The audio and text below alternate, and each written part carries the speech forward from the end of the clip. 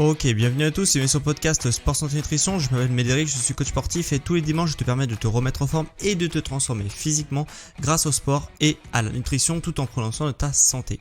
Et aujourd'hui on va voir un sujet sport et on va parler entraînement sportif qui va particulièrement intéresser tous les sportifs qui s'entraînent avec des charges, que ça soit des charges au poids de corps, des charges additionnelles comme des kettlebells, des barres, des haltères, etc. Voilà, tous les sportifs qui s'entraînent de cette manière-là vont être extrêmement intéressés par ce podcast puisque je vais vraiment apporter des solutions pour progresser de manière continue et de manière certaine. Ok, ça va être un peu moins un podcast, je préviens, pour tous les sportifs qui s'entraînent en running, etc. sur les sports d'endurance. Ça va être plus difficile de mettre en place ce que je vais t'apporter dans ce podcast, mais pour tous les autres qui s'entraînent à la maison, en salle de sport, etc. avec des sports type musculation, entraînement sportif de manière générale, là-dessus, ça va vraiment t'intéresser. Pourquoi ? Parce qu'on va parler de RPE et de rire, surtout de rire. T'inquiète pas si tu sais pas ce que c'est le rire, je vais tout expliquer dans cet épisode. Par contre, petit préambule pour écouter, pour comprendre et pour progresser à travers ce podcast notamment, il y a un prérequis qui est absolument essentiel, c'est d'avoir un carnet d'entraînement. Ok, je l'ai répété plusieurs fois dans de nombreux podcasts, mais le carnet d'entraînement, c'est vraiment le truc que tout le monde néglige, que tous les débutants, même les intermédiaires, parfois même les confirmés négligent. Et du coup, voilà, on prend pas le temps de noter dans un carnet d'entraînement ce qu'on a fait pendant sa séance et après on s'en mord les doigts parce qu'on ne progresse pas et on sait pas d'où ça vient. Alors que ça vient tout simplement du carnet d'entraînement. Voilà, donc le prérequis avant d'écouter ce podcast, c'est d'écrire ses performances dans un carnet d'entraînement. Donc si tu n'as jamais noté tes entraînements, noté tes performances dans un carnet d'entraînement, moi ce que je t'invite, c'est de cliquer en description de cet épisode. Tu as un lien vers le carnet d'entraînement donc sous format PDF que tu pourras imprimer et qui te permettra de suivre ton évolution, de suivre ta progression durant tes entraînements. C'est absolument indispensable, ok ? Donc je t'invite à faire pause, à cliquer en description et télécharger le carnet d'entraînement parce que on va en parler pas mal dans cet épisode. Et je me répète, mais c'est vraiment la seule manière de progresser en musculation, entraînement sportif, tous les sports où il y a justement un dépassement de soi, c'est indispensable de noter ses performances pour se dépasser la séance d'après. Donc si tu as fait pause et que tu as téléchargé mon petit carnet d'entraînement en description, tu peux observer que dans ce carnet d'entraînement, il y a différentes colonnes. Donc la première colonne, je vais t'apprendre vraiment les bases du carnet d'entraînement, mais c'est pas bien compliqué, tu vas voir. La première colonne, donc qui va te servir à noter tes performances, on a le nom de l'exercice. Jusque-là, assez classique, tu fais un exercice, tu notes le nom de l'exercice. Deuxième colonne, la charge que tu as utilisée, si tu en as utilisé une, donc si tu t'entraînes au poids de corps, tu mets rien dans cette colonne-là. La troisième colonne, on aura le temps de repos, le temps de repos que tu as effectué, parce qu'on peut pas, à l'entraînement sportif, musculation, n'importe quoi, on peut pas tout le temps être en train de faire des mouvements, il faut aussi prévoir un temps de repos, puisque sinon on est cramé très rapidement. Donc on se repose entre les séries, ce qui est assez classique. Normalement je t'apprends rien. Et dans la 4e, 5e, 6e, 7e colonne, 8e colonne, il y a marqué première série, deuxième série, troisième série, quatrième série. Et dans ces grosses colonnes là, c'est subdivisé en deux catégories. Il y a tout d'abord la première colonne où il y a marqué les répétitions que tu as réalisées. Donc admettons pompe, charge, aucune. Ici temps de repos 1 minute. Et puis tu as fait par exemple 10 pompes. Ok, 10 pompes. Donc tu vas noter 10 dans la colonne répétition réalisée. Logique. Et après il y a une dernière colonne qui s'appelle RIR, R-I-R, et que probablement tu ne sais pas à quoi elle sert cette colonne. Et c'est une des plus importantes colonnes, elles sont toutes importantes, mais grosso modo celle-là, elle est complètement sous-estimée et c'est celle-là qui va te permettre de progresser à chaque entraînement. Alors, qu'est-ce que c'est que le rire? Puisque tu vas te dire, ok, pour tout ce qui est charge, temps de repos, répétition, j'ai compris, c'est pas bien compliqué à remplir sur un carnet d'entraînement. Par contre, le rire, je sais pas à quoi ça correspond. Tout simplement, rire, ça veut dire rep in reserve.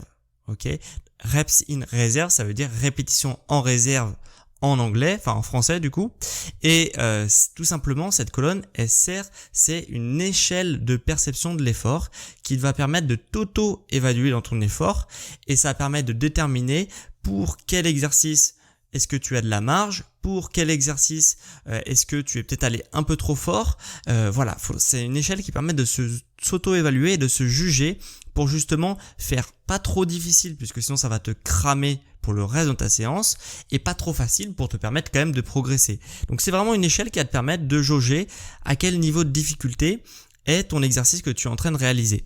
Donc quand tu fais ton exercice, par exemple tu fais l'exercice des pompes, hop, tu notes le nombre de pompes que tu as réalisé, et à côté tu notes la difficulté que tu as ressentie pour réaliser l'exercice. Et là, tu pourrais te dire, ok, mais ça reste quand même assez subjectif, puisque de noter de 1 à 10, justement, le rire, c'est un classement de 1 à 10, donc de noter de 1 à 10 la perception de l'effort, c'est vraiment très très subjectif, c'est pas du tout précis comme données, etc. Eh bien si, parce que le rire, c'est quand même relativement précis, puisqu'il y aura un calcul qui va permettre de déterminer quel est le rire de ton exercice. Je te rassure, le rire, donc le reps in reserve, c'est quelque chose de relativement facile à calculer, hein. Il n'y a pas besoin de sortir de maths sup pour calculer ce type d'équation, puisque en fait, donc comme je te dis, c'est une échelle de 1 à 10. 10, c'est l'intensité maximum. 1, c'est l'intensité minimum. Et l'intérêt de noter comme ça, c'est que pour calculer avec précision, 10 étant l'intensité maximum que je te l'ai dit, c'est les répétitions à l'échec. Ok, donc 10 c'est vraiment les répétitions à l'échec, c'est l'intensité maximum du maximum du maximum. Qu'est-ce que c'est qu'une intensité à l'échec, une répétition à l'échec? C'est tout simplement, pour reprendre l'exemple que je te donnais tout à l'heure, l'exemple des pompes, tu fais par exemple 10 pompes et à ta 11e pompe, tu peux plus réaliser de répétition. Donc ça, c'est un entraînement à l'échec. C'est-à-dire que tu descends et tu peux plus, en poussant, boum, tu peux plus monter et tu t'affales par terre. Là, on peut dire que tu as été à l'échec sur la 10e répétition, puisque tu n'as pas réussi à réaliser une répétition complète de pompe sur la 11e répétition. Donc, qu'est-ce que tu vas noter sur ton carnet d'entraînement ? Si tu es dans ce cas-là, tu vas noter pompe, poids, charge aucun, temps de repos, 1 minute, admettons, ou 2 minutes. Et après, tu mets répétition 10, rire 10, puisque tu as réalisé une répétition à l'échec. Dans le cas où tu ferais des pompes de la même manière, pour bien que tout le monde comprenne ce que c'est le rire, tu fais des pompes de la même manière, tu fais 10 pompes, mais tu penses que tu aurais pu en faire 11, mais tu as préféré t'arrêter à 10 pour ne pas être cramé le reste de ta séance. Tu vas noter 10 pompes, et tu vas noter un rire de 9, puisqu'il y aura une répétition en réserve que tu aurais potentiellement pu faire mais que tu n'as pas fait. Et du coup, tu vas noter un rire de 9 tout simplement. Si tu as 2 répétitions en réserve, donc si tu avais pu faire 12 pompes mais que tu t'es arrêté à 10, tu vas noter 8. Si tu avais 3 répétitions en réserve, tu vas noter 7, etc., etc. Voilà. Donc tout simplement, tu pars de 10 et tu soustrais le nombre de répétitions que tu aurais potentiellement pu faire mais que tu n'as pas faites. Donc là, tu vois que c'est quand même un calcul assez simple, puisqu'il suffit de partir de 10 et de soustraire le nombre de répétitions que tu aurais potentiellement pu faire. C'est pour ça que ça s'appelle reps in reserve, puisque c'est les répétitions en réserve que tu aurais pu faire mais que tu n'as pas faites. Et là, tu vas me dire, ok, c'est bien beau tout ça, mais ça sert à quoi ? Tout simplement, ça sert puisqu'il y a un truc qui circule, c'est qu'on doit toujours s'entraîner à l'échec musculaire, donc à l'échelle de 10 sur le rire. Faut toujours s'entraîner à l'échec, c'est comme ça qu'on progresse, etc., etc. Alors, je dis pas que c'est pas intéressant de s'entraîner à l'échec, mais en réalité, c'est pas vraiment hyper intéressant. C'est surtout intéressant pour les débutants, puisque les débutants, sinon, si tu leur dis pas de s'entraîner à l'échec, ils vont bien, de manière bien inférieure, s'entraîner avec vraiment beaucoup de répétitions en réserve. Donc c'est pour ça qu'on dit, surtout pour les débutants, de s'entraîner à l'échec pour leur apprendre à se dépasser dans le temps pour pouvoir progresser, puisque tu vas progresser dans un premier temps. En plus, les répétitions à l'échec pour les débutants ne sont pas vraiment des répétitions à l'échec, puisque bien souvent ils pensent qu'ils ne peuvent plus soulever la barre, alors qu'en fait ils ont la force et l'influx nerveux pour la soulever. C'est juste que c'est une mauvaise coordination neuromusculaire, c'est pas mal de choses, donc Ce qui fait qu'ils n'arrivent plus à soulever la barre, mais en réalité, ils ont encore de la marge et c'est pour ça que les débutants progressent beaucoup plus rapidement que ceux qui ont quelques mois, quelques années de pratique.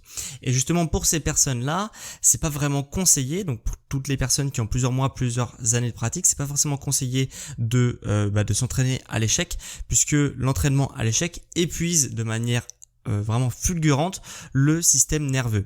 Et le système nerveux, c'est pas comme les muscles, ça met pas 1, 2, 3 jours à récupérer, ça met beaucoup plus de temps que ça met parfois presque une semaine, parfois même 2 semaines, en fonction des entraînements que tu fais, 3 semaines même, en fonction vraiment de ce que tu fais. C'est pour ça que de s'entraîner toujours à l'échec, alors j'ai pas dit que si tu t'entraînes à l'échec, tu vas systématiquement prendre 3 semaines de récupération, mais si tu t'entraînes à l'échec tout le temps, là oui, il va falloir beaucoup de temps pour récupérer. Et du coup, c'est intéressant d'avoir cette échelle de rire pour justement ne pas s'entraîner à l'échec, mais pour s'entraîner à une échelle d'intensité qui est légèrement en dessous de l'échec. Pour donner une idée de ce que tu devrais faire pour justement avoir un entraînement qui est à la fois efficace, intense, mais pas trop intense pour ne pas être à l'échec, il faudrait que tu te situes dans une fourchette de rire de 7 à 9. C'est-à-dire que il faut que tu aies sur chacun de tes exercices entre 3 et 1 répétition de réserve. Et en ayant ce type d'intensité, de 1, tu vas pouvoir bien progresser parce que d'être à 9, 8, 9, 7 sur une échelle d'intensité, c'est quand même une série qui est très intense. Donc si tu fais toutes tes séries de manière très intense comme ça, ça va être vraiment pas mal parce que tu vas vraiment pouvoir progresser.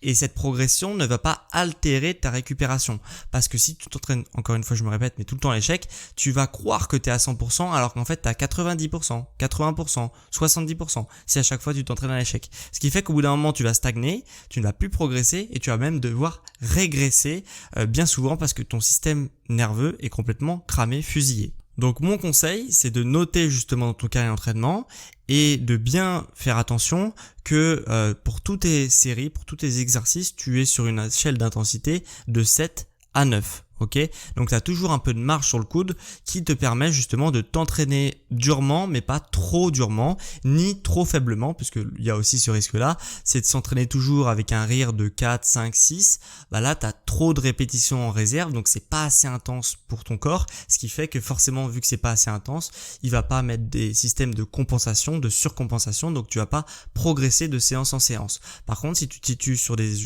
échelles un peu plus hautes, là, tu vas pouvoir progresser de séance en séance. Donc tu vois, c'est trouver le juste milieu et de noter ce juste milieu pour justement avoir des séries qui soient ni trop lourdes, ni trop légères, qui soient parfaitement calibrées à ton niveau de forme.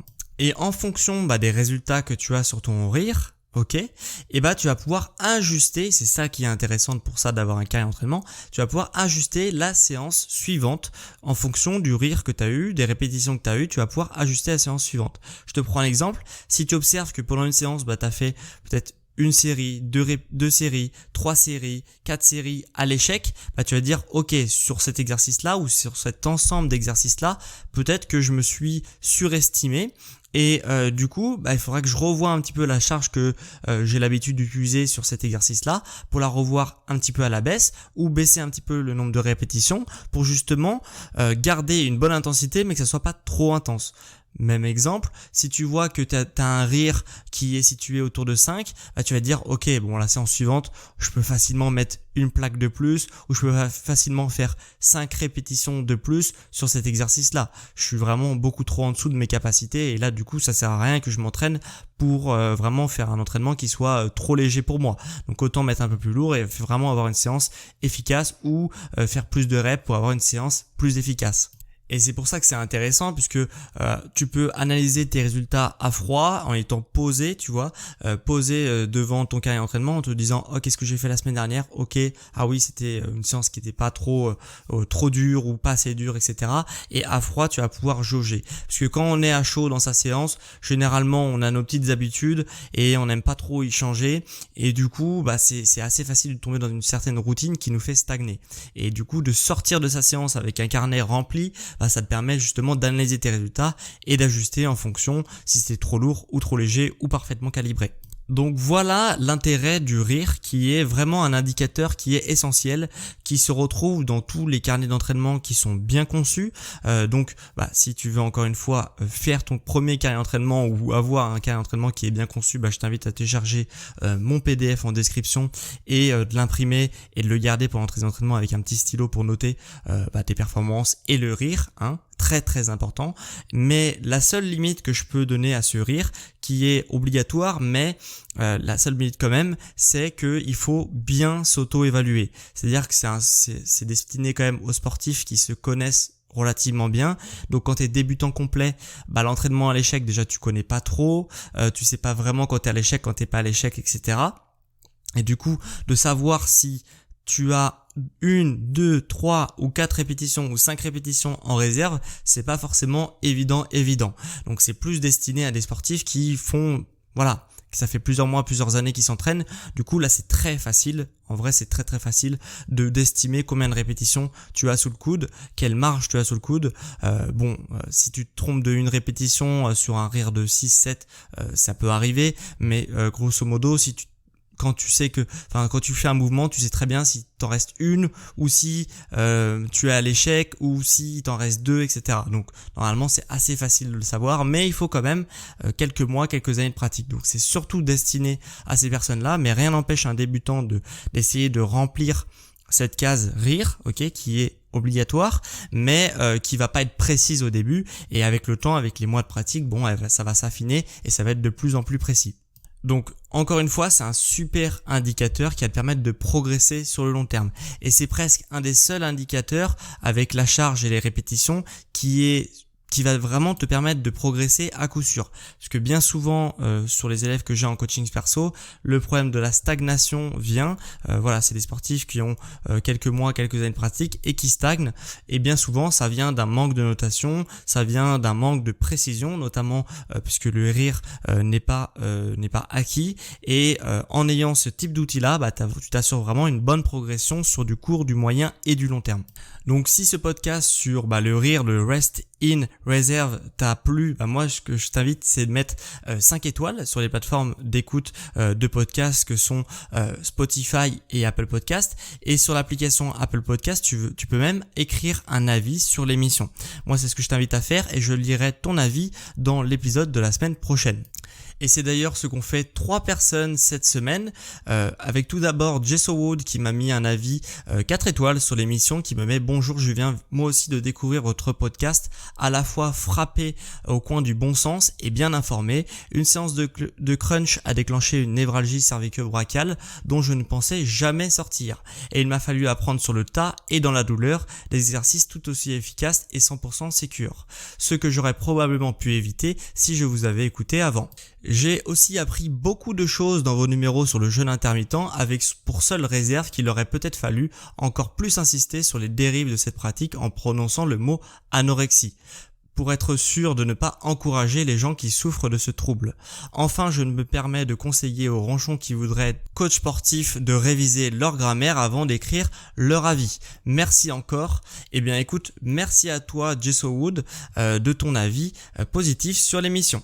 On a aussi Papa Chocoker qui me met 5 étoiles, des concepts simples à comprendre, écoute fluide, merci. Et on a pour finir Gomar76 qui me met: super podcast, je t'écoute à chaque fois et tu nous apprends toujours de nouvelles choses. En plus, ça se voit que tu dis des explications fondées et qui ne sortent pas de nulle part. Merci beaucoup et bonne continuation. Hâte d'écouter le prochain numéro. Écoutez, merci à vous 3 pour votre avis 5 étoiles ou 4 étoiles sur l'émission. C'est vraiment un plaisir. Et pour ceux qui voudraient écrire un avis, sache que Apple Podcast le permet et ça m'aide vraiment à soutenir mon travail, à soutenir mon entreprise. Donc merci à ceux qui prendraient le temps de le faire.